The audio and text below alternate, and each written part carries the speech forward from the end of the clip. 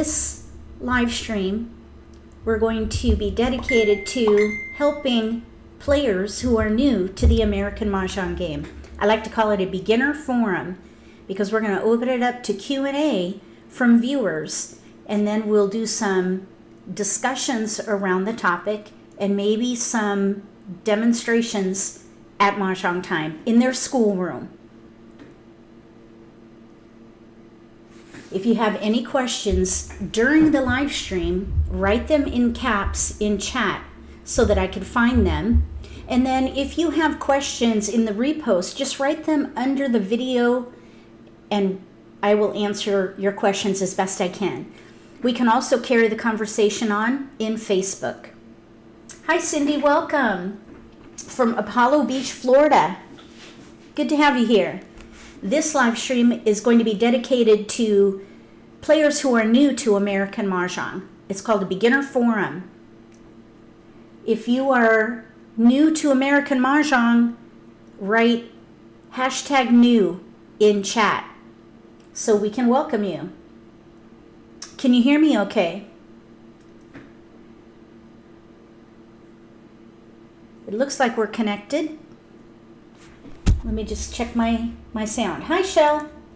Test, test. Okay, so it looks like things are going well here. This is our beginner forum. It's on the, let's see, what is this? The second Monday of the month. And we'll do this on a monthly basis as long as there is interest. And we'll probably go a half an hour or maybe an hour depending on the topics that are being brought up during the live stream. Hi Janet, welcome. If you're just joining us, write #new. If you're just new to American Mahjong, we're going to talk about your questions, any question. And any question is a good question. So don't, well, it's easier said than done. Try not to feel uncomfortable or scared to ask a question. Any question is welcome. This is for beginners, so I hope that you won't feel intimidated to ask a question. Everybody's welcome. We all started at the same place. This is just a way for beginners to ask questions about the game, about strategy, etiquette, sportsmanship, game mechanics, anything that has to do with playing Mahjong. We'll do our best to answer your question and maybe even demonstrate some techniques or strategies at the schoolroom at Mahjong Time. Hi, Evelyn. Thank you for being here. I just want to give Evelyn a big shout out for supporting the channel as a moderator. I really do appreciate you being here. Hi, Janet. Welcome. Okay, Jean is new to the game. Welcome to American Mahjong. I know that learning for the first time this particular version, it's complex and it is a challenge to learn. So if you're struggling, you're not alone. We've all been there. Hi Irene, welcome. I see Cindy's here too.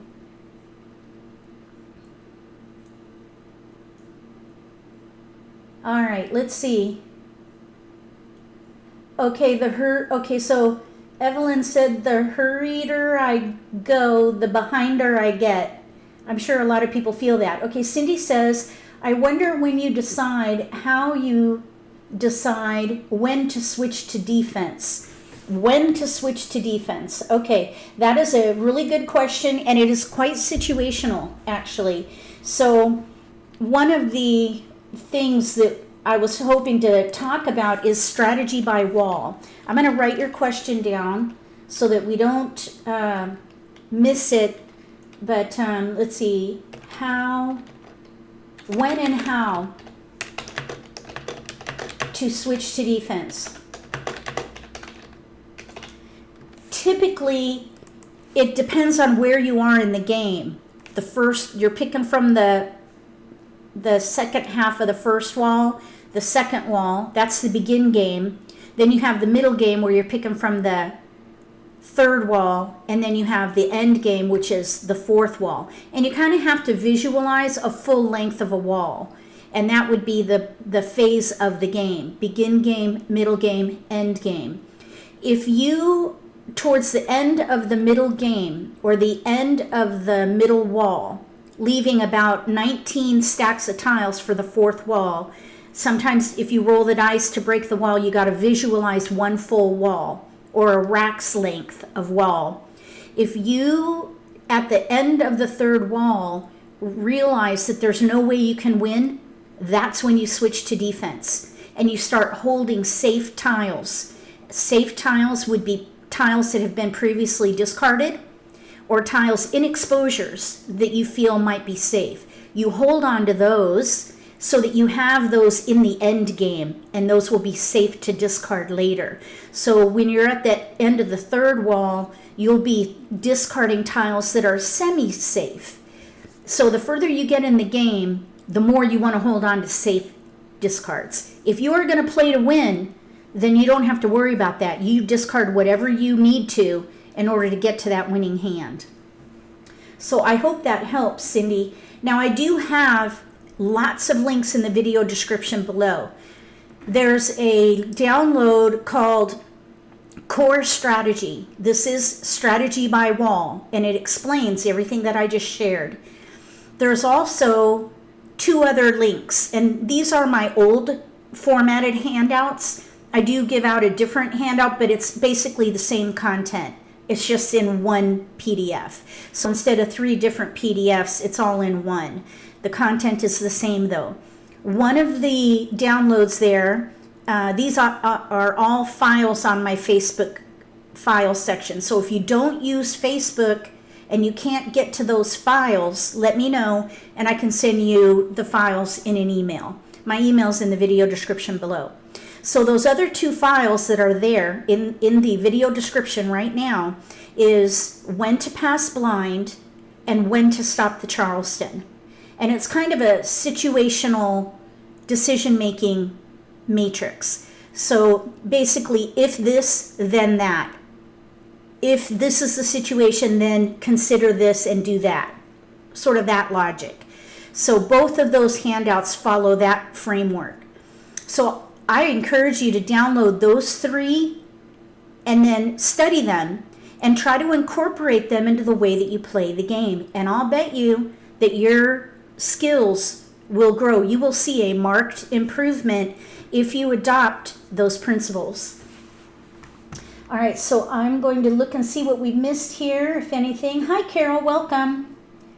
Strategy by Wall. Yes, Strategy by Wall is a concept that was first developed by Tom Sloper, and I thought it was brilliant, so I adopted it into my style of play, and I made some modifications to the idea, and then created a handout for all my players who I teach, and that's what you'll get in that download. Strategy by Wall with some tidbits from what I learned from Tom, and then some of my own ideas.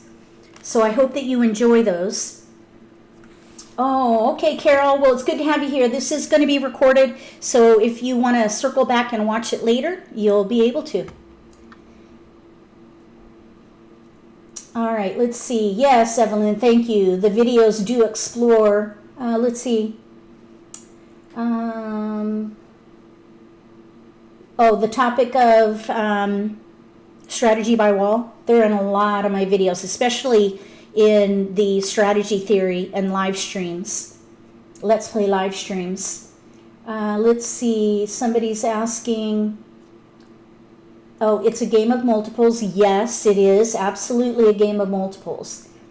I do have these on my Mahjong Central website as well. If you click on Styles and scroll to the bottom, you'll see a bunch of downloads. These 3 PDFs are all on that page as well. So if you can't get to them on Facebook for whatever reason, go to mahjongcentral.com, click on Styles, scroll to the bottom, and you'll see a bunch of downloads there. Look for Strategy by Wall, or Core Strategy, I believe is what it's called. And then When to Pass Blind and When to Stop the Charleston. Okay, let's see. Answering a question from Jean. Oh, I see. Okay. How to pick a hand. How to pick a line. What's the name of the Facebook group? It's Mahjong Central. Mahjong Central. I think if you look for Michele Frizzell, F as in Frank, Rizzell, you'll also find my Facebook page. Mahjong Central is my Facebook group. So let's see. How and when and how to switch to defense. So let's talk about that for just a little bit, since that's the first question that we have. If you have other questions, write them in caps in chat, and we will answer any question that you have about playing Mahjong, American Mahjong. So how and when and how to switch to defense. It really just depends on what is happening at the table, because Mahjong is very situational. And you have to learn to be flexible with the game. So if you train yourself to follow core strategies, like in the PDFs that I just shared, if you adopt those principles, you'll know when to apply certain strategies based on what is happening at the table. For example, let's say that you're playing, this happened to me in the last live stream, I believe. Maybe it was 2 weeks ago. Could have been last week. I don't recall. But I was playing a news hand. I believe it was news pair hand, or maybe the news concealed hand. Both concealed hands. The wins were not being discarded in the early game, so I felt that I had a good chance of drawing tiles. Now, somebody else at the table might have been in a wind hand as well. And I believe that there was somebody in a wind hand, but I think it was wins with dragons. So they didn't have too many wins. But then what happened, as I was building my hand and trying to get those wins, they started to be discarded in the middle game. And I didn't have time to make a decision on an exposable hand because I didn't have the multiples built up yet. They were going down one after the other during that middle game, and I had very little recourse because I couldn't make the pairs of north and south, so I couldn't do the year hand. I couldn't do the singles and pair hand, and I was forced to just try to play the concealed hand and use jokers as best I could. My other option was to just play defense. And at the end, I believe I just started discarding wins because I knew I couldn't win. All the wins were going down, the jokers were being used up, I knew I couldn't win, so I started discarding wins, which I knew nobody would want. And I started holding number tiles, which probably they did want. So that's an example of a situation that forced me to play defense. I hope that example helped. Let's see, is there anybody else have any question? One thing that we could do if we don't have any questions right now is demonstrate a hand of strategy by wall, and I can talk you through the process. Oh yeah, somebody's outside, I think. It looks like there's a car that drove up to a neighbor's house, and Riley doesn't like it. And that's okay. Okay, so let's see, we do have a question from Janet. Is it etiquette to take a joker knowing that you don't need it? You end up discarding it. Okay, so that is a strategic decision, and it really depends. For example, let's say somebody at the table has exposed a Kong of green dragons. They have 2 green dragons, natural tiles, with 2 jokers. And let's say that on your turn you draw a green dragon. You can exchange the tile, but there's still one more green dragon out there. There's only 4. So the thing you have to be careful about, if you don't need the joker, you can just discard that green dragon. For example, let's say you're playing a pair hand. You don't need that. And the 2 green dragons are out there with jokers, and you draw a dragon that you don't need, and you don't need the joker, I would just discard the dragon. Or what you could do, depending on where you are in the game, for example, let's say that you're in the end game and you draw a green dragon and there's 2 jokers out in a Kong, you could make the exchange and then hold that joker for much later in the game and discard that joker as a safe tile. So that would be one way that you could use that joker even though you may or may not need it. Now, as far as exchanging the joker so nobody else can, that's kind of I think is it called a straw man argument? Because if you didn't draw that tile, somebody else would have, and not only that, but there's 4 of every tile. So if you draw one of those tiles, you have the choice of making the exchange or discarding it. If you discard it, then and nobody calls it, they have to use it for an exposure, or it's just a dead tile and it can't be used anyway. And you assure that the player who has those jokers in the Kong of dragons, they're not going to have a pure hand because you've just discarded one of the dragons. You have to be very careful when it comes to exchanging jokers in an exposure, because if they end up with no jokers in the end, then they're going to get double value for their hand. So you always want to try to leave at least 1 joker in their exposures so that they don't have a pure hand. That would be another reason to not exchange the joker if there's only 1 visible, because you could end up making their hand jokerless. And let's see, what is the precedence of calling a tile? What is the precedence of calling a tile?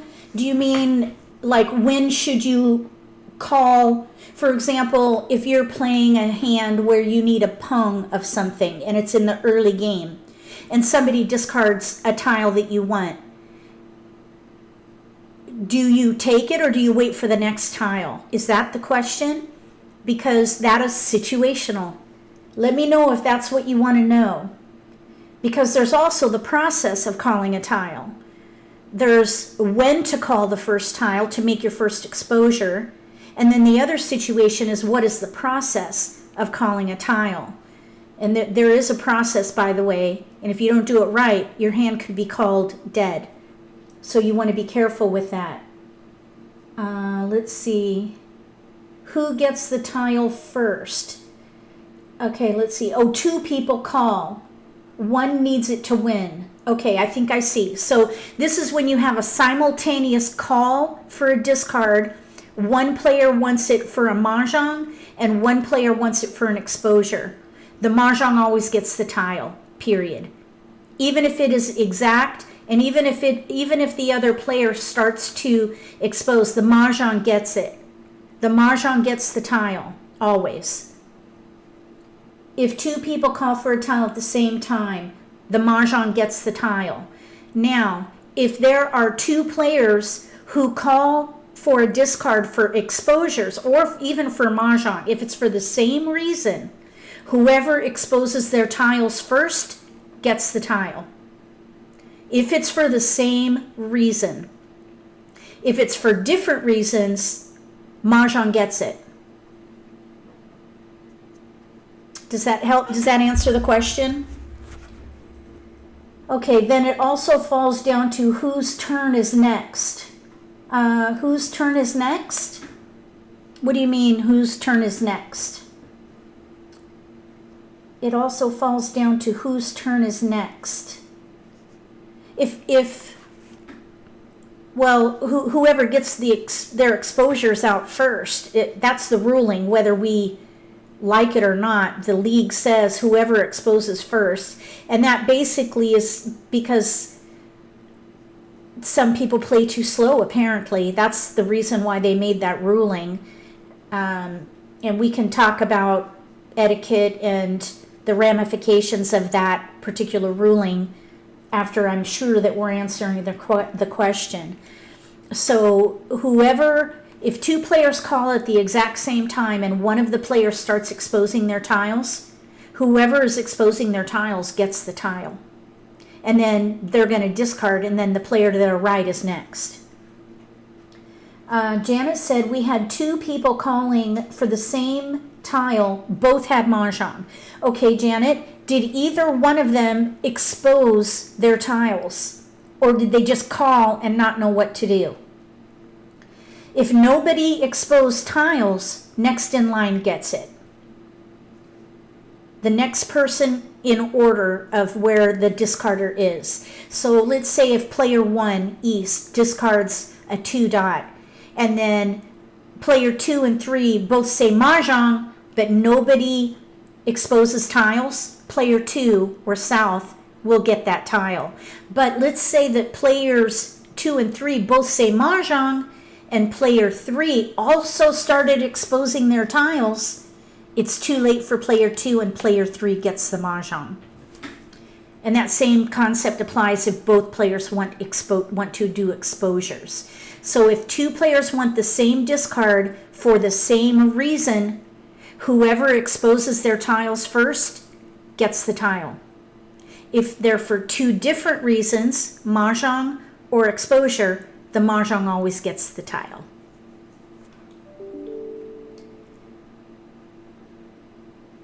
Okay. We had 2 people calling for the same tile. Both had Mahjong.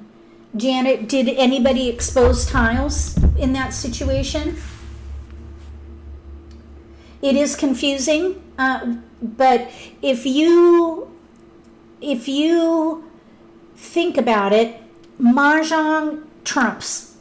Anybody who declares Mahjong would trump another player with an exposure. Mahjong trumps an exposure. The Mahjong gets the tile if the other player wants to do an exposure. Let me just see something really quick here. I've got the book right here because it is confusing. So let's just see how they wrote it. Because what I want to make sure here, let me just refresh my memory. Let's see where it is. I'm reading Mahjong Made Easy. This is where you can read all the rulings on the game. If you don't have this booklet, I highly recommend that you buy it. This is number 6 on the National Mah Jongg League website store. All right, so let's see. See, where is it?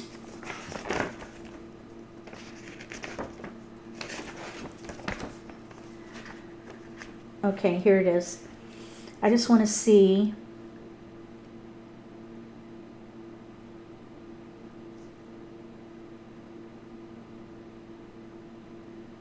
Yep, I just confirmed it. The Mahjong declarer always gets preference, even if the player with an exposure starts exposing their tiles. Mahjong gets the tile. Now, let's say that somebody discards a tile, and then a player makes an exposure, takes the tile, and puts it in their exposure. Surely, even someone saying call, that person who got the Mahjong should have said, wait a minute, I've got Mahjong. So you definitely need to be on your toes when you play this game. And it's not meant to be a race. They really did not intend for it to be an aggressive game, although in some cases that is what it has caused. So just because whoever's first at exposing will get the tile doesn't mean that it's okay to play an aggressive game, because most of us play the game to have fun, not get blasted at the table. Okay, let's see. Cindy says, did whoever start to expose get updated last year? No, that has been a ruling since I believe 2007. Let me look and see where that, let's see here. I'm trying to think when that came up. It might have been 2013. I don't recall which one it is. But that particular ruling, simultaneous claim for a discard and all the different situations that can happen, that has been a rule for quite some time. It just hasn't been, I don't think people have really been aware that rule existed, and they just always let whoever is next in line get the tile, which is the way it was prior to this particular ruling. But it definitely wasn't last year. It was a while ago, and it's either 2007 or 2013. I don't remember which, but I can find out. On Mahjong Time, the person before me got it. So in an electronic game, it goes to the next person in line, I believe, even though that's not the way it goes. Like if you're playing online and you click an action, a prompt for either exposure or Mahjong, and you do it before another player, technically you should get it before them, even if they're next in line, because that's the rule of the game per the National Mah Jongg League. So the online games right now, I believe the tile goes to next in line. As far as I know, that's how it works. Let's see, Jenna said it's funny. It was funny as I had already put my 2 dot down and had to erase it. You had to erase it? So were you playing online? What do you mean you had to erase it? Diane says, do they send updates after buying the book, or do you have to buy a book every year? Okay, so the Mahjong Made Easy booklet, the ruling, that is published anytime there's an update to rules. If they change a rule or clarify a rule, they'll publish a new Mahjong Made Easy booklet. The previous version was 2018, and then we have a 2020 is the latest version. And I believe they published that particular version primarily because of the 50-cent rule for a contested dead hand ruling. So if you call a player's hand dead and that player contests the call, at the end of the game, whoever was right is paid 50 cents. That is a new rule as of December last year. So they published a new booklet that does have that particular rule in it. The challenge that the league has is that they issue a bulletin based on frequently asked questions throughout the year. And in in January, they release a bulletin. The bulletin is going to have some FAQs in it that may or may not be in Mahjong Made Easy. That's a challenge because they're ruling. This is their official rule book. There are, at my count, there are 11 rulings written by the league in a bulletin or in a letter that are not in that book. If you want to know more, send me an email because I made an infographic with those rulings. This infographic is going to be part of our digital library for elite members at AMGIA, which is our American Mahjong Instructor Association. We're going to have some infographics and handouts and things like that that are going to help instructors teach the game in lessons that are of high quality, including things like rulings not in Mahjong Made Easy. There are a lot of rulings, so it's kind of a complex game to manage. So no, I'm not faulting the league by any means, don't get me wrong. It's a challenge, but because they answer questions from players in letters and through the bulletins, sometimes they don't coincide with what is in that book. And my friend Debbie and I have studied it and scoured it, and we've looked at bulletins and we've done comparisons, and we've identified several things that are either conflicting, unclear, or just not present in the rule book. So we want to make those available to people in our knowledge base on the American Mahjong Ventures page. You can go there and see our knowledge base, and you can query that and find answers to all your questions. So just go to, if you're interested, go to AmericanMahjongVentures.com, click on Knowledge Base, and you can ask or type in any keywords and you'll find answers to your questions there. Let's see.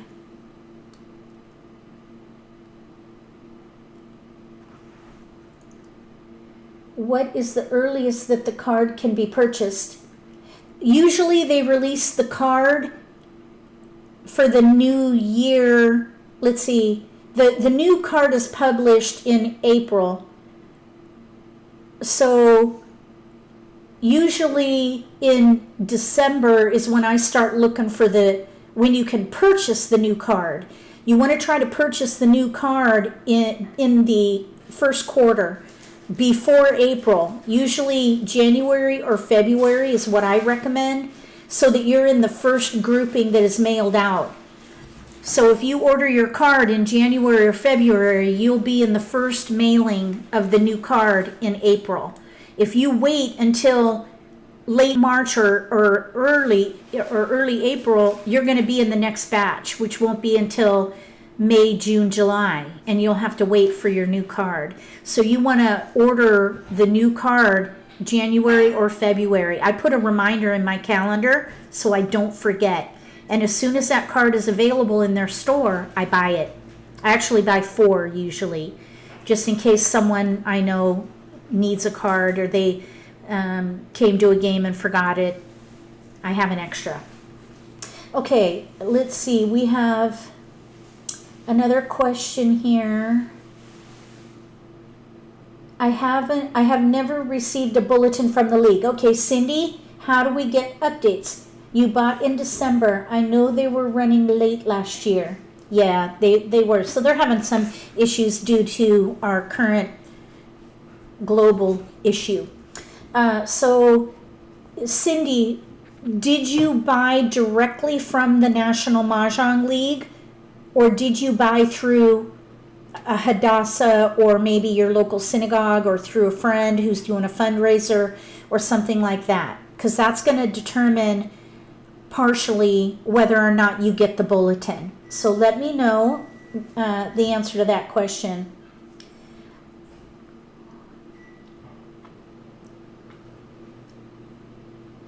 You ordered directly from the National Mah Jongg League, Cindy?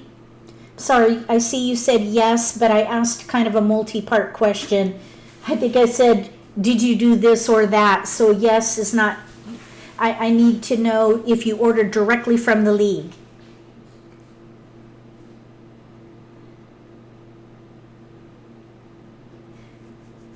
And I'll tell you why that's important.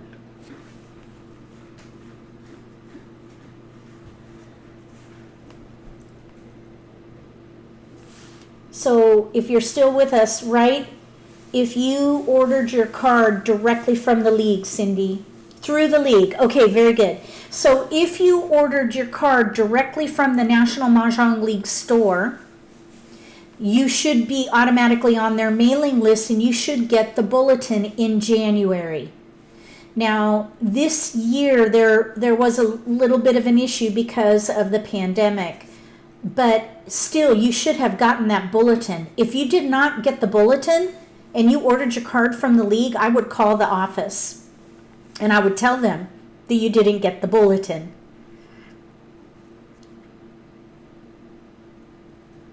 The bulletin has several parts to it. The first part is a letter from the president of the league to the members. And members are basically people who purchased a National Mah Jongg League card. You're a member for that current year. If you buy a card, you're a member of the league.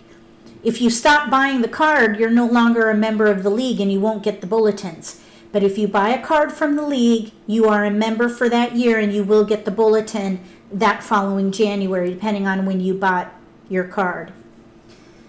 Yep, please do follow up with them. I believe they have an email now that you can use to contact them through email, or you can call their office directly and just let them know that you never received the bulletin.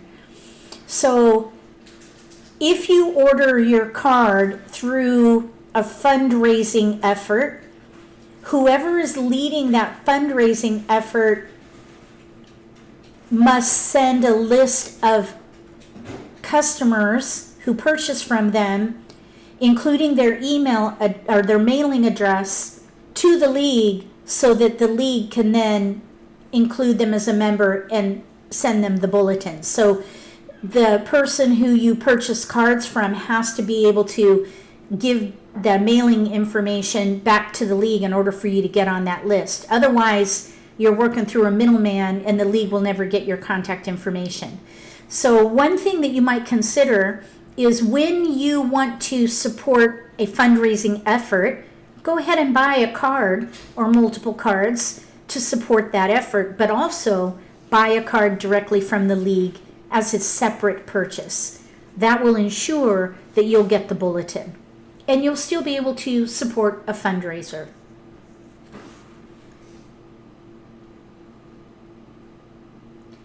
JL, hi JL. She says, I found that people in my Mahjong group didn't even realize what a bulletin was when it came.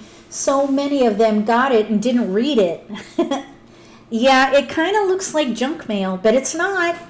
I mentioned earlier that it starts with the letter from the president, and then there's a page or so of actual letters from the league from players to the league that have been transcribed. And then there's a section which is typically 2 pages. It is a let's see, it would be 8.5 by 5. So it's this size. The bulletin is this size. And so 2 pages typically are FAQs, frequently asked questions from members throughout the year. So if they got a lot of the same question, they put it on that FAQ page for that year. So there are a lot of FAQs in there, and sometimes there are new rulings in those FAQs. And then the other pieces of information are products that you can purchase through the league and how to ask for orphan tiles if you're missing a tile in your Mahjong set. There's also a listing of the different organizations or individuals who are doing fundraising efforts and purchase cards in bulk to help their charities. Yes, so when you get, I wish I had a bulletin to show you, but I don't have one. I don't know, let's see, I know what I could do though. Hold on one second. Let's see here. I can show you what it, oh no, I don't have one that I can show you, sorry. Well, let's see, maybe I do. But it's basically red, white, and blue is the color theme. And it's just regular paper. Let me see if I can find one for you. Let's see here. I'll show you what it looks like. Let's see.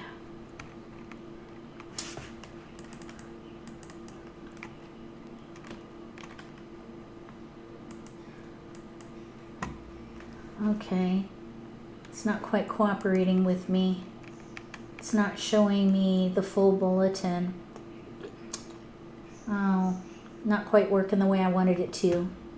I have no way to know which one of these is the full bulletin.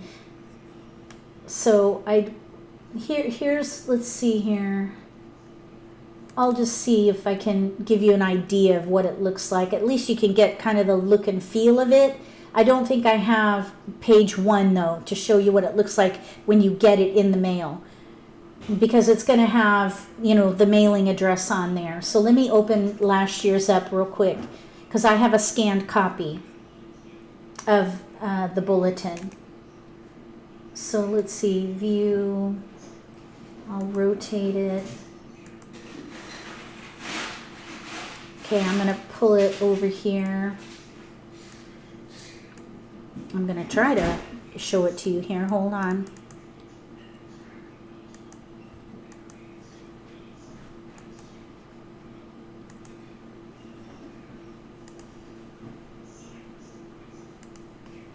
Here you go.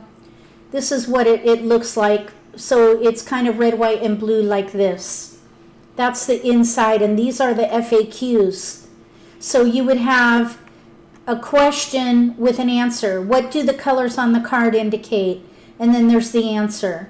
A hand shown in one color represents any one suit, etc. And so there's usually 2 pages of Q&A, just like this. And then they'll have the FAQ for that particular year, the ones that are the most common for that year. At least that's what I can only assume because of the term frequently asked question. So I hope that helps.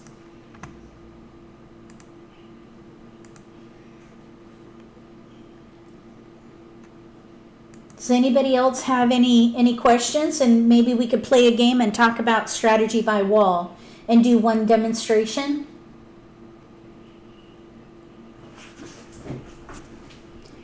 If you have any questions, write them in caps so that we can differentiate them from chatter. Socialization, in other words.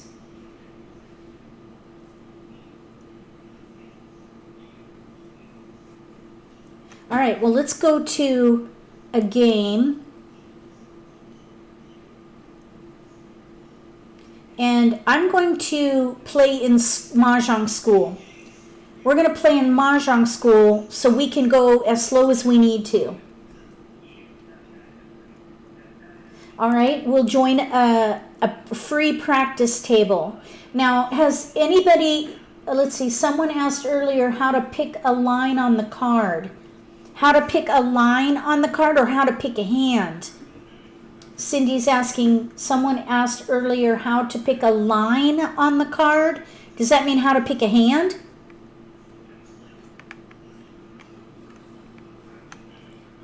I remember seeing something about a line, but I wasn't quite sure what that meant. Because on the card there are lots of options, lots of combinations. The card is divided by category, and each hand is represented in colors, letters, and numbers. So if somebody is asking how to pick a hand, we can talk about that in this next demonstration. And really it depends on how you like to play the game. Some people like to pick a hand right away. If they look at their tiles and they see a lot of evens, 2, 4, 6, 8, they might pick a hand in the category for evens and just stick with that hand and not change. And that's fine. It's not very flexible though. If you can play by category, pick a category that uses most of your tiles, that is a much more flexible way to play the game. And then when you run out of discards, that's when you start drilling down to the hand level and eventually pick a hand. But you really don't have to pick a hand until you run out of discards. Okay, so how to pick a hand. All right, well, let's do this. Let's join a table. Let's see here. Here we go. Here's one. Okay, so we're gonna join a table and we're gonna do what I call random pulls.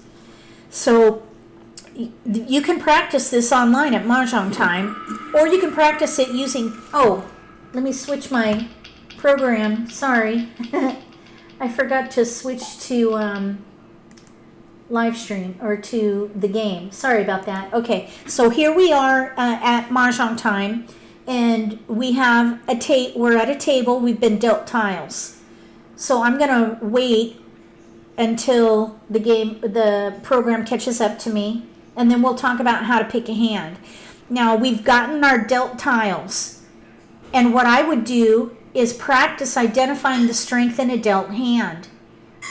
Exit from the table and get another dealt hand, and identify the strength of the dealt hand, and do that repeatedly until you feel comfortable identifying the strength of a dealt hand.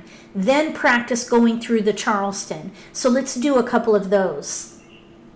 Okay, so here we have some tiles. We have a lot of 1, 2, 3. I think this particular dealt hand is a setup where you can focus on consecutive run, or you could focus even on like numbers, for example. So here we have a pair of 1 bams, a pair of 2 bams, a pair of 5 bams, a pair of 3 cracks, pair of 2 dots, and a pair of 3 dots. This would be a rarity in any game. This is near impossible to have some kind of a dealt hand like this. So in this particular hand, what I would look for is the predominant pattern, because we have all pairs. So you can't build around your multiple because we've got 1, 2, 3, 4, 5 separate multiples, all of equal, near equal arrangement. We have 1s, 2s, and 3s primarily. So instead of just picking one, what I would do is pick as many as possible that can be used in one category and then play that category and hold tiles that support the multiples for that category. Because we have 1, 2, and 3, I would focus on consecutive run with 1, 2, 3. So for the first pass, I would probably discard, let's see, this is a challenge because we've got to pass 3 tiles. I wouldn't pass a pair. So here you would have to break up these pairs in order to pass. So for example, what you might think, we're obligated to pass right across at a minimum. And then we could do first left with a blind pass, because on the first left you can pass up to 3 tiles blind. But right here, 1, 2, 1, 2, 3 crack. Oh, let's see. The 3 dot actually we might be able to let go, because what I see here is the potential for the concealed hand under consecutive run. 1, 2, 1, 2, 3.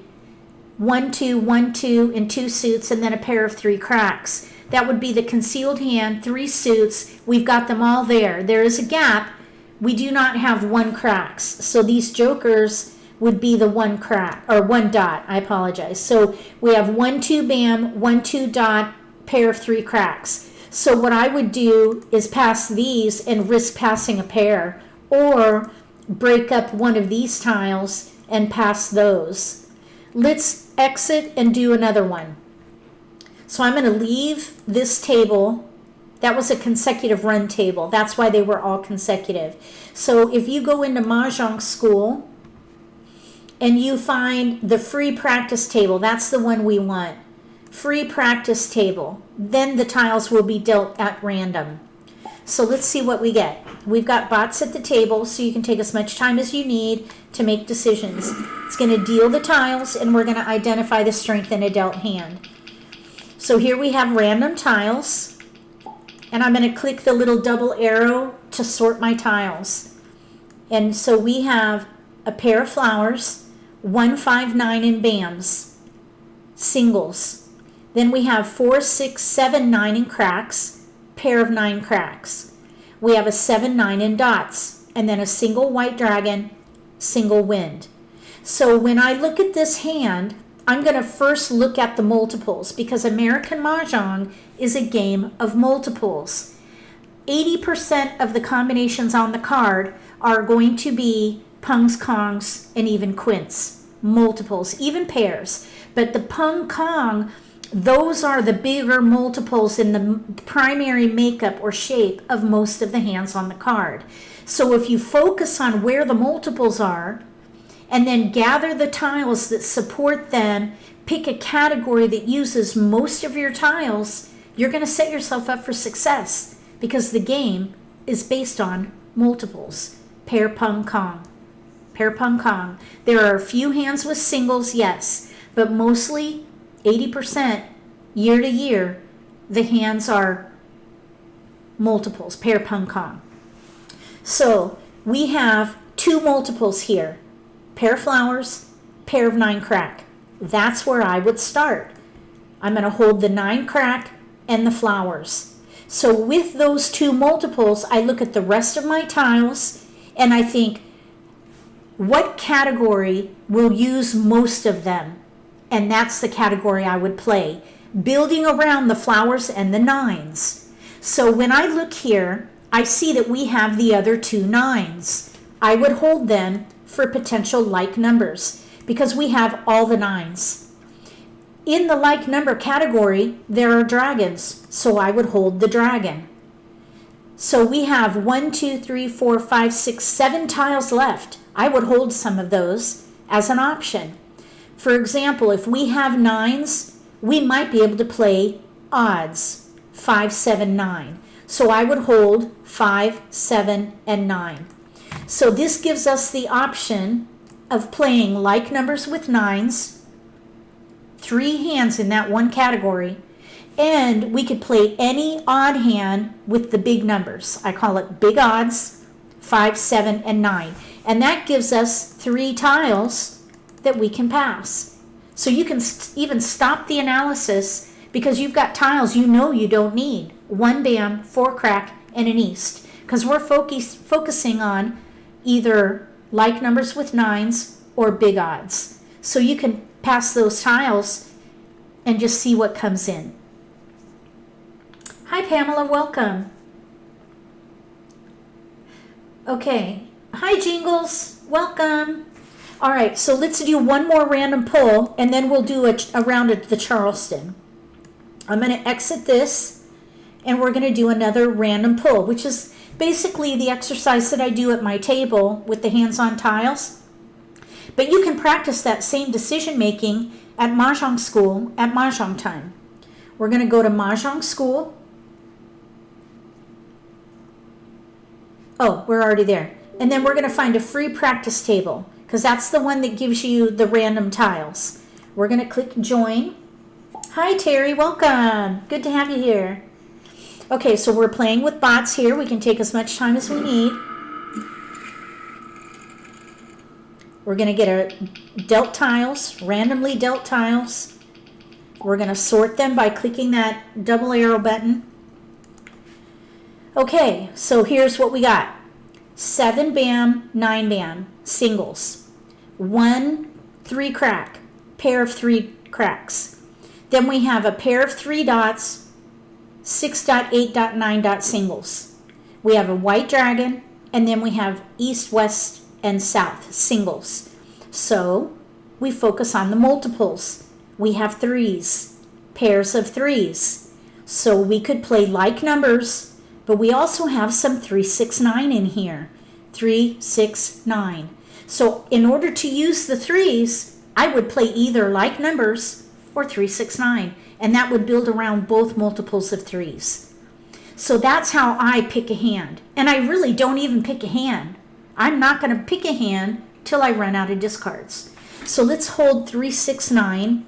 We're going to discard everything except 3, 6, 9. Because there is a matching dragon hand in 3, 6, 9, let's keep the white dragon. Because any tile that you could potentially use in whatever category you pick, keep it. We have tiles we can pass right here. Because we have 3s, I think the east and the west can probably go. So I would break those up and pass west, 8, and 1.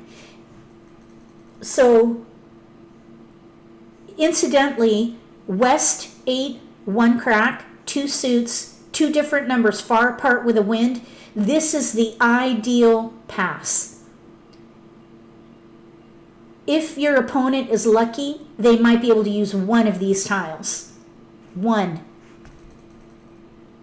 They have nothing to do with each other. Well, that's not true. The east and the west might be able to be used together for one of 52 hands. What are the chances of that they're playing east and west with 8s? So this is an ideal pass for playing either like numbers with 3s and 3, 6, 9. So let's go ahead and do the Charleston. We're going to exchange tiles. So I'm going to click exchange. Yep, we're going to do the Charleston. Thank you, Evelyn. Thank you, Kimmy. Okay, so here we go. We picked up a 3 bam, a 1, and an 8. 3 bam is either going to help us with like numbers or 3, 6, 9. So we're going to keep it. And we have tiles we can pass. So let's not pass 7 and 8 together because they're consecutive and it could help somebody. I think we should pass a wind and a 7 and a 1. Here's another ideal pass. Big number, little number, 2 suits with a wind. That is the most defensive pass you can do in the game. Well, in my opinion. All right, so let's see what we can do. We're still in between like numbers with 3s or 3, 6, 9. Now, one of the goals that I have, or I should say, one of the markers that I look for in a successful Charleston is if I'm left with 4 discards or less. If I'm left with 4 discards or less, I have a really good chance of winning that hand. Now, it's not a done deal. It's not a guarantee. But you have made really great decisions during the Charleston if you end up with 4 discards or less. So let's see what happens. Let's pass south 1, 8. There's another really great pass. Or great for us, not so much for our opponents. So you want to pass as defensively as you can with your remaining tiles while still building your hand.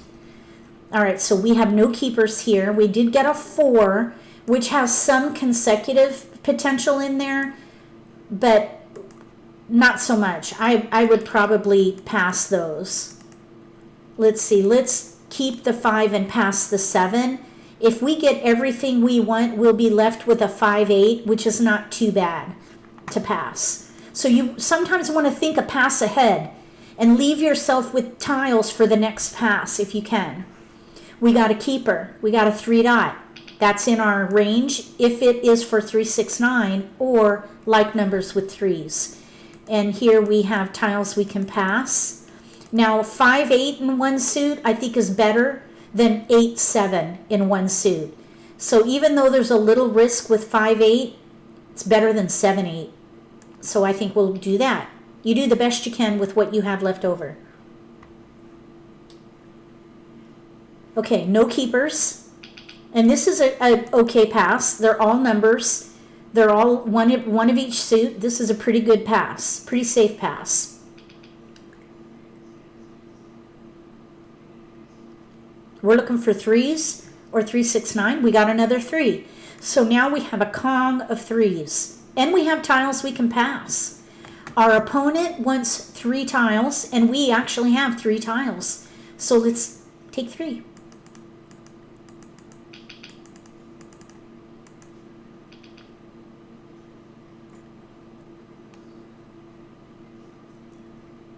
All right, we have discards. So we have 3, 6, 9, and we have 4 discards. Now we do have some options, but that's okay. We've got 4 clear discards, really 3, because we might be able to use this white dragon with 3, 6, 9, third hand down, or we can use it with 3, 6, 9 in like numbers. So really we have 3 discards with flexibility in here.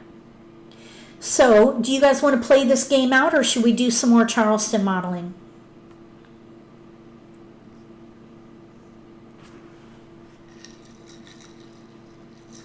I see we have 33 viewers right now.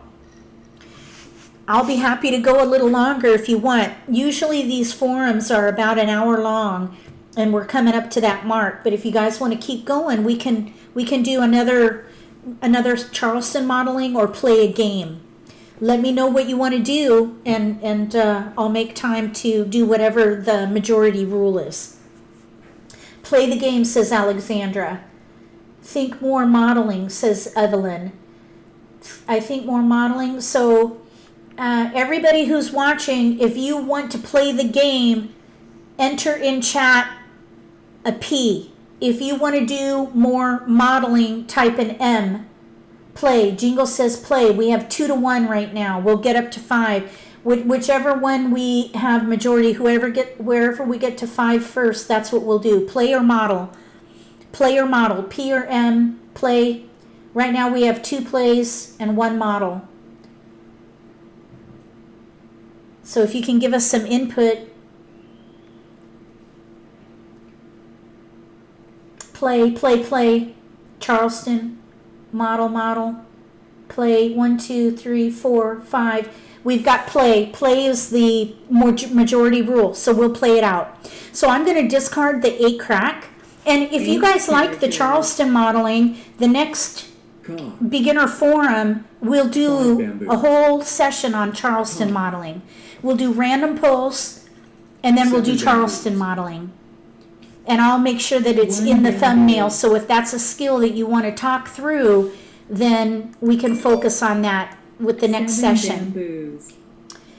Because I do think that modeling is a great exercise, really, really great exercise. So here we have 3, 6, 9 with the dragon. We still have potential for like numbers with 3s. Oh, we got a 3 bam now. 4 dots. So I'm thinking at the moment, maybe like numbers with 3s, but the challenge is we have no flowers right 4 now. bamboos. We could play 3, 6, 9 with dragons, or we could play like numbers with 1 3s. character. We still have a discard before we have to pick a hand. 5 dots. As I was saying earlier, you really don't have to pick a hand until you run out of discards. 9 bamboos. So here's a dragon, and here's a dragon. We've got matching dragons there. Still 1 character. no flowers. So really the 3, 6, 9 8 hand with dragons is probably a better hand because we have a gap. 4 No characters. flowers. 6 dots. Yes, flowers are the bane of my existence. Now, because the hand that we would play with dragons in 3, 6, 9 needs to be a Kong, we're not ready for it. So we have to let that go. So we're going to pass. Here's a 9 crack. You want to look at the exposures. There are exposures out with jokers. No 9 cracks though. We do have 3, 6, 9 in here, but we have no 6 crack. So I would discard the 9. 9 characters. Kong. Where's Dan when we need him? Okay, so we have a 2 Kong. characters. We have 2 Kongs over here, 7 and 8 Kongs. With Kongs like that, they could only be playing one hand. That's the 3rd hand down under consecutive run. 9 bamboos. 8, 9 and Kongs. They're playing 6, 7 in one suit. I don't know which though. 3 characters. Probably 6, 7. Okay, we're not ready for that either. I would not take that because we don't know what hand we're playing yet. But I think the robot over here is playing 6, 7, 8, 9, and 2 suits. 3rd hand down. 9 bamboos. We need a flower in here. Or there's a white dragon. Okay, so at this point, we have to make a choice. We have all keepers at the moment. We have no flowers. So I think 3, 6, 9 in the dragon hand for 3, 6, 9 looks good, but we would have to throw away a 3 dot. So we have to make a choice. We could play 3 like numbers with 3s and dragons here. If we can even get 1 flower, I think what I would rather do is focus on 3, 6, 9 and 3, 6, 9 with dragons because we have no flowers, and let the green dragon go. Either that or let the 3 crack go. Let's let the 3 crack go 3 because even if we characters. get a flower, we could recover with a joker for that 3 crack. So you kind of go through this 1 dot. thought process in your head when you get to that decision point. How can I recover if I 9 need to go dots. back to a different hand? If you can recover with a joker, then let go of one of your multiples. 3 bamboos. Okay, so we're not going to take that. We can't, actually, because if we were playing like numbers, oh, and there's the, let's let the 6 crack go. So if we were 6 playing like numbers, we would need a flower. We don't 5 have dots. that. That's a big gap, a pair of flowers. If you have a gap 8 that's a bamboos. pair, don't commit to that particular hand because you're painting yourself into a corner. Red dragon. Okay, now we finally have the flower. So what I probably would do here is play like numbers with 3s with the dragon and continue building with like numbers, maybe even keep that 3 because we could always use a joker. So I'm going to let the 9 dot go. 9 Primarily dots. because the 6 dot is already out and we're going to need a joker there. At least we could 6 leverage the characters. Kong of 3s that we have in our hand. And there are no green dragons out. White So dragon. now we have the option, we're going to pass because that's a pair for us if we play the 2nd hand 1 down. character. So we have, oh, there's a joker exchange for us. We're going to double click on the 8 crack 8 characters. and get a joker. That will help us with the 3 crack that we discarded. So we recovered a joker, or we can use it with 3 bams because one was discarded. So now let's discard 6 dot. 6 dots. Yeah, sometimes when you discard a tile, make a 7 decision, dots. then you draw into it on your next pick. It happens. 4 characters. So right now, if a 3-bam is discarded, we could Kong. We really need a green dragon. There it is, green dragon. That's a pair for us. Let's discard 6 dot. Here's a 3, a red dragon, a red dragon. So we have equal potential with our dragons there. Even we need a joker here for the 3-bam, or we need a joker for the 3 crack too. So we need to continue building. Don't give up. We've got some flexibility here. 2 dots. 6-bam. Look at the table. See if there are any jokers available to you. And in this case, there are not. 6 bamboos. 4 dots. So there's still some jokers available with the 8 crack and the 5-bam. We want to look for those if we pick it. 3 bamboos. Okay, now we have to make a choice. We could Kong. Let's go ahead and Kong. Kong. So if we have 3 there, we really don't need this red dragon, because we can still maybe play the first hand under like numbers with Kongs of each number in different suits, or we could play the second one down with that green dragon. If we pair up, we need to pair up the green dragon. There's only 1 out right now. East wind. 2-bam. We don't need that. 2 bamboos.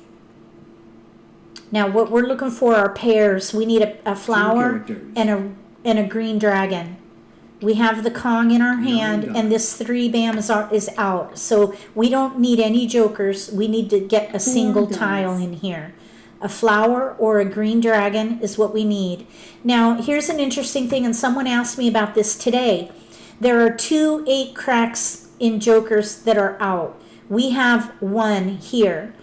We could exchange that for a joker, but we don't need it. We don't need another joker. So I'm just going to discard it. Either that, or you can exchange it and then hold it and discard a joker later as a safe tile. And it's 6 1/2 dozen the other. Because they have a 8 crack left, let's go ahead and exchange it. 8 characters. And I'll hold this for a safe discard later and discard the 3 crack. 3 So we have a safe characters. discard now. We're still in the middle game, so we really don't need to be discarding a joker until in the end game, which is the last full wall. Green dragon. Okay, now it's getting risky for us because we need that as a pair. 5 characters. We need a flower or a green dragon. 7 Flower or a bamboos. green dragon. We're risking at the moment having a hand that is not viable because we need that pair. Green dragon. Okay, now there's nothing we can do there. So we have to either switch to defense because we can't make this hand, 2 bamboos. or we can now recover and make this a 3 crack and switch to the first hand, because you can use any number of jokers for that hand. So at this point, we're almost in the end game. We have a 7 dot that we don't need. We have a green dragon that is safe. We have 2 white dragons. White dragons are very risky. These are the riskiest tiles in our hand. There are 2 jokers available for switching. So what I would do is I would hope for those exchange opportunities and try to recover my hand by gathering jokers and using them for my gap, which is the 3 crack. Therefore, I would discard these risky tiles as soon as possible because we're still in the middle game, which is when you want to discard your riskiest tiles and prepare to hold safe tiles for the end game. So I'm going to discard the white dragon. White dragon. It's very risky to hold a white dragon or a flower for the One end bamboo. game, which is the last wall. And we're heading there right now. So I'm bamboo. going to discard the white dragon again because it's the riskiest tile in my 6 hand. bamboos. So we'll discard that. Now I have all safe tiles. There are 3 7 green dragons out. There's 1 white 7 dot out, and there are White 3 7 dragon. bams out. So the riskiest tile in my hand is the 7 dot because there's only 1 out. So that's the next tile that I'm going to discard. The riskiest 7 tile dots. first. if you're playing to win. 2 characters. If you're going to play defense and play to force a wall game, you want to do the 6 opposite. bamboos. You want to discard you want to hold on to your safest tiles, or discard, or hold on to the riskiest tiles, I should say. Sorry about that. Okay, so 2 dot, there's 1 out.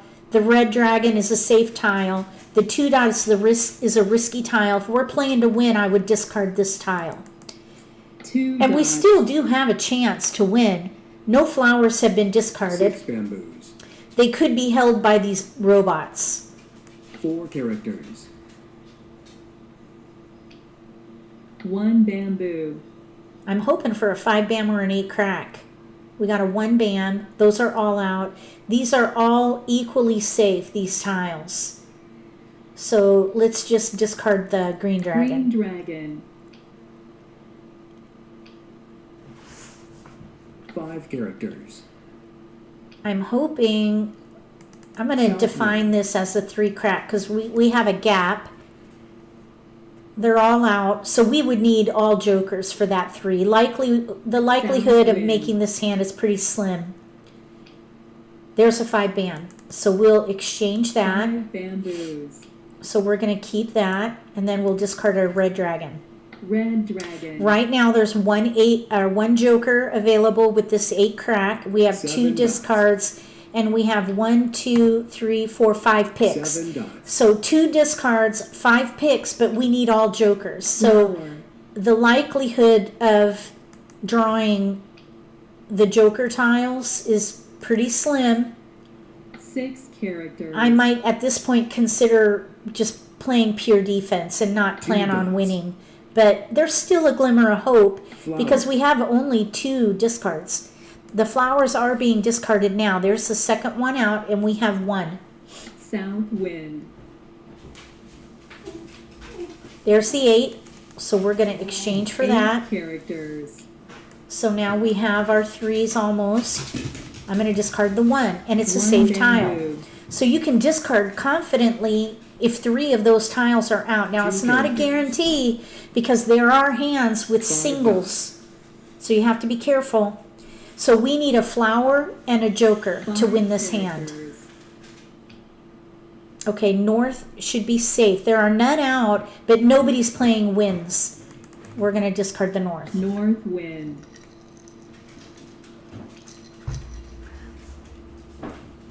9 dots. So we have 2 more 5 picks, bamboos. and we have 1 discard. We still have a chance of winning this 5 game. characters. Okay, 8 dot. So no 8 dots are out. I'm going to throw the 7 bam because I know that's 7 safe. This bamboos. 8 dot is a really risky discard because none are out. 6 characters. We have 1 more pick and 2 jokers. 8 So I would dots. probably at this, oh, there's an 8 dot. Let's see if no one took it. North wind. No one took the 8 dots, so we'll discard 8 it. dots. South wind. So we won't win this hand. But we came a long 5 way. dots. We had a late game switch, and look, we ended up with only 1 discard. North wind. I'd say that was a valiant effort. Look at all the jokers over there.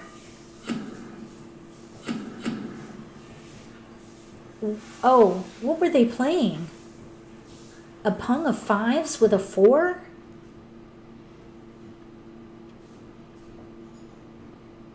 I guess I didn't really pay attention. There's nothing that... We could have called that hand dead because that's an invalid set of exposures. A pung of 5s with a kong of 4s? What is that? Oh, I know. They were playing the dragon hand. 3, 4, 5. They needed 3 bams and dragons. So those exposures are fine. But their hand doesn't really match what their exposures are because they've got all those jokers, no dragons and no 3s. All the 3s were out and all the green dragons were out, but they had a pair of flowers. So it is a little challenging playing with robots because they typically pick a hand and then they don't switch. So, all right.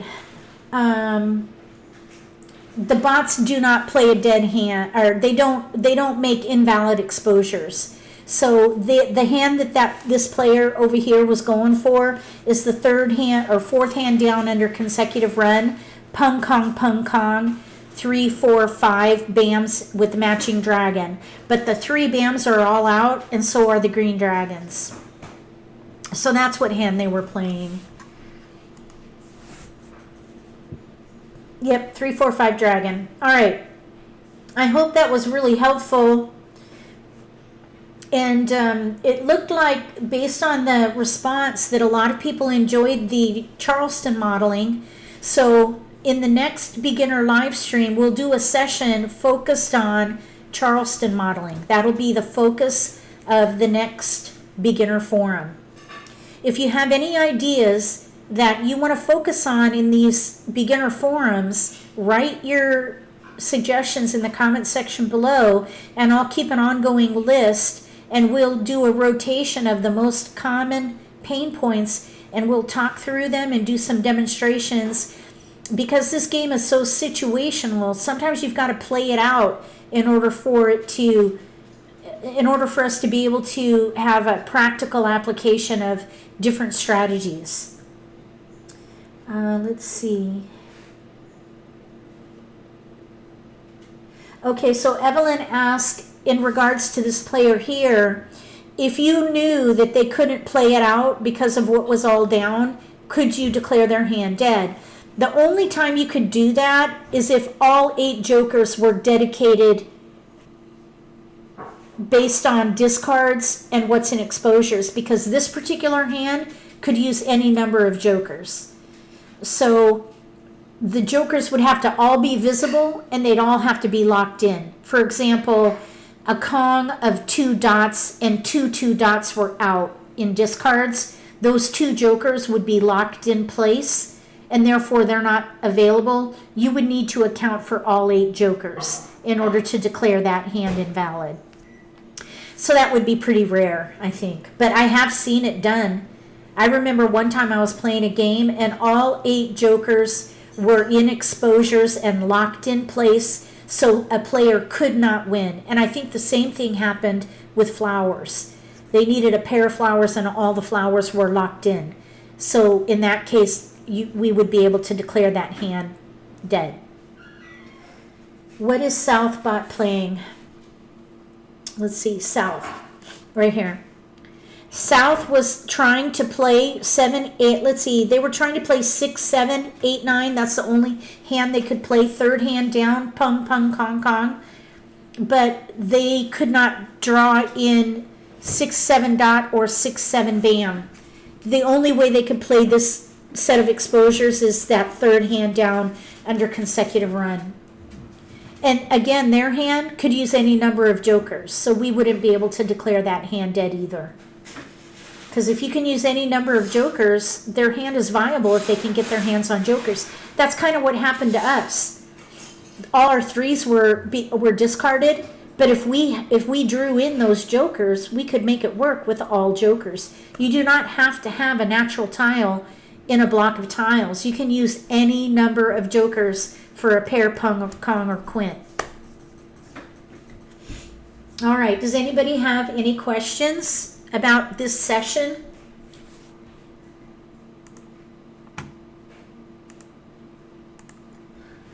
I hope that you enjoy this format. Please let me know in the video description below if you want to do more of these. Right now, these are scheduled for the second Monday night, 7 p.m. Eastern of each month, just once a month. And typically we'll go 1 hour. We went a little long tonight because we were in a game, which is fine. So if you like this forum where beginners can come and ask questions, any questions at all, no judgment, no joking, no laugh. Well, I mean, we're going to have a good time, but you're not going to be made fun of. Not here. Any question is a good question. You don't need to be afraid of asking a question thinking that it's a silly question. That's not going to happen here because this is a complex game. We're fully aware that everybody starts in the same place, and it's overwhelming, it's complicated, and sometimes people are a little hesitant to ask a question because they might think it's a too fundamental of a question, but that's not the case. In the beginning, it's all going to be very fundamental, and you should feel comfortable asking questions. So that is what this forum is all about. You're welcome, Janet. Oh, thank you very much. Yeah, I my birthday is on Friday. Oh, well, Cindy, thank you so much for coming. I appreciate it. Evelyn, thank you so much for being here. Terry, you too. I really do appreciate moderators that come and help out with chat. It really helps me a lot and the community because of that help. So I appreciate it very much. Thanks, Irene, Pamela, Diane. I see Marilyn is here too. Jingles, Kimmy, thank you for the kind words. The instruction that's given. I see Peggy here. Thanks for coming, Peggy. Judy's here. Barb. I'm really glad that you all came. I see Alexandra too. I just want to let you all know that you're welcome. If you're new to the game, please come back second Monday of each month. And if there's a high demand, then we'll do more. But for now, we'll stick with second Monday. And I'll have the event posted on my Facebook group so that you know that it's going to happen. Let's see here. Any other questions? Good night, Jingles. All right. I guess with that, we're going to go ahead and sign off.